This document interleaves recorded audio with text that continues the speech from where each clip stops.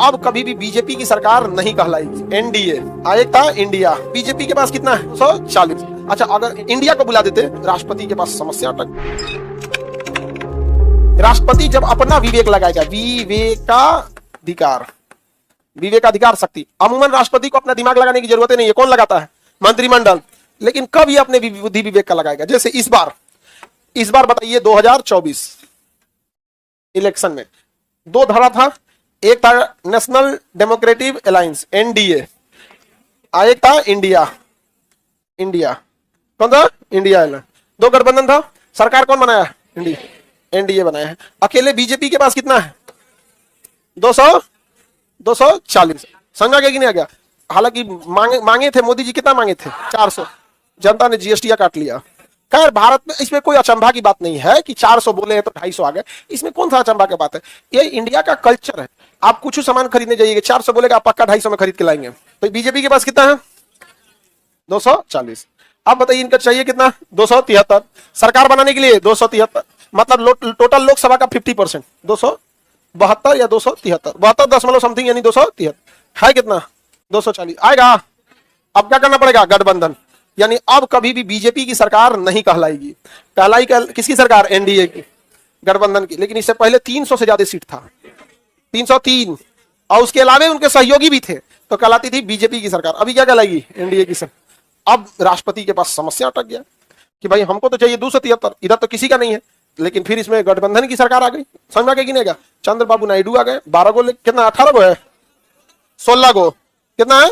16 गो। चंद्रबाबू नायडू 16, नीतीश कुमार 12, लोक जनशक्ति 5। अरे बाबू, अभी में बहुत सारी पार्टियां इसमें हैं, टोटल मिला के इसमें 292 है, इसमें टोटल एनडीए में मिला के।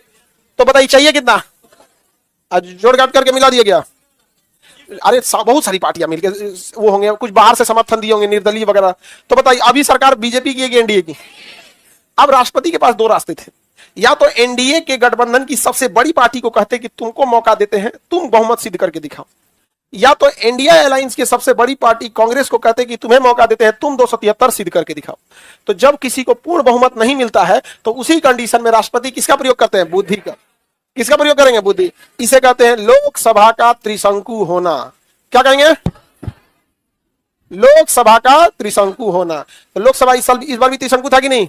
किसी को बहुमत ही नहीं था, लेकिन राष्ट्रपति ने अपने विवेक का प्रयोग किया और उन्हें लग गया, इतने दिन से राजनीति में जो रहता है नहीं लगता है कि कौन गठबंधन कर सकता है। अब भाई जब दोनों को मौका मिलेगा तो ये लोग ज्यादा ना दिमाग लगाने वाला है। नहीं समझ में आया? और बड़ी पार्टी भी है बीजेपी, बड़ी पार्टी है, धनवान पार्टी भी है, मतलब बहुत हजारों करोड़ के पास फंड है, मशीनरीज है, सोशल मीडिया है। समझा गया कि नहीं? गया पकड़ है? हाँ, बिस्कन्या तो सरकार ने मौका दिया और बीजेपी गई और अपने सहयोगियों को ले गई, 273 सिद्ध कर दी। कितने दिन का मौका देते हैं? 30 दिन का।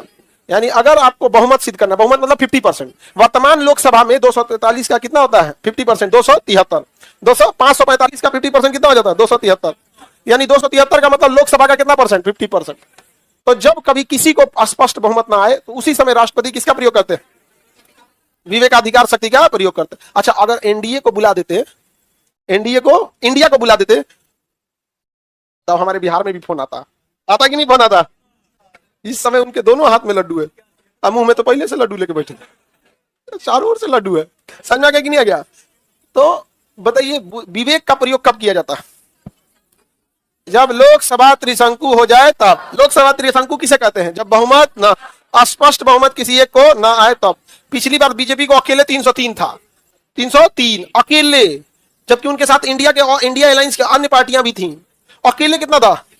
क्या उस समय राष्ट्रपति विवेक का प्रयोग करेंगे? और स्पष्ट दिख रहा है क्या करना होगा यहाँ पे। किसी को दिक्कत तो विवेकाधिकार शक्ति के तहत कितने दिन की सरकार बना देते?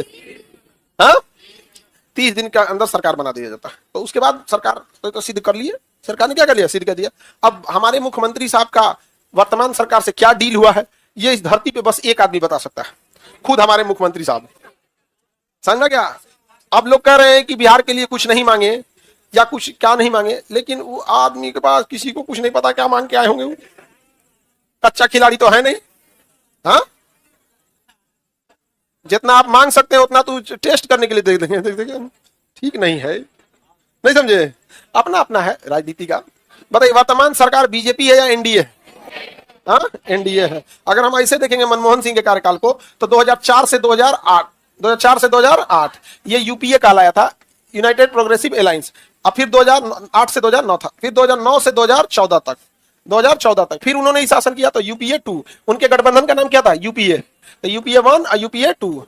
उसके बाद 2014 से कौन आ गया? 2019 से इन्होंने किसका गठबंधन? एनडीए। हालांकि इनके पास पूर्ण बहुमत था, वो चाहते तो अपने भी बना सकते थे। और 2019 से 2024 एनडीए 2, एनडीए 2। 2024 से 2029 एनडीए 3। समझ आ गया कि नहीं आ गया?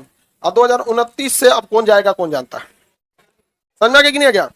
कौन, लोकतंत्र में कभी कुछ नहीं होता है। लास्ट के 2 साल जो होते हैं ना, वो गवर्नमेंट पे जनता जो होती है ना, कब किस मामले में घूम जाएगी किसी को नहीं पता था। इस बार मोदी जी को भी आइडिया था, हाँ, उनको भी आइडिया नहीं लगा था। बस जानते हैं ये कुछ कुछ युवाओं के साथ जो वैकेंसी वगैरह वाला गड़बड़ाया ना, गड़बड़ा गया और